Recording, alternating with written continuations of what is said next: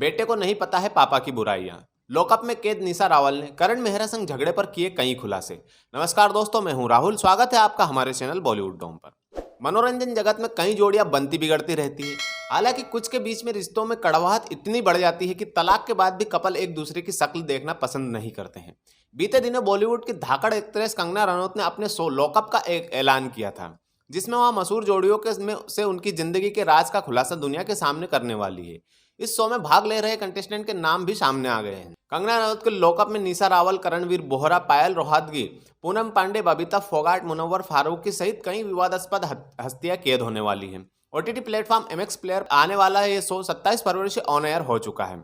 Lockup ने शुरुआत से ही अपने अलग कंटेंट से दर्शकों का ध्यान अपनी ओर खींचा है। 16 कंट्रोवर्शियल हस्तियों को जेल में बंद करने के साथ ही एपिसोड का हाई वोल्टेज ड्रामा फैंस को खूब पसंद आ रहा है। लेटेस्ट एपिसोड में एक्ट्रेस निशा रावल ने अपने पूर्व पति करण मेहरा संग हुए झगड़े और परेशानियों का खुलासा करते हुए कई बातें सामने रखी है। उन्होंने बताया कि सबसे बुरे साल 2021 के बाद वहां अपने बेटे कविश को अकेले संभाल रही है।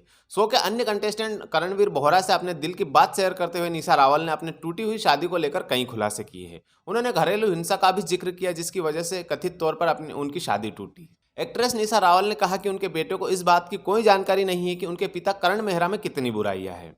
कविश को दोनों की शादी की नेगेटिविटी के बारे में भी नहीं पता है। जब भी उनका बेटा उनके पिता के बारे में पूछता है तो वहां उसे गले लगा लेती है।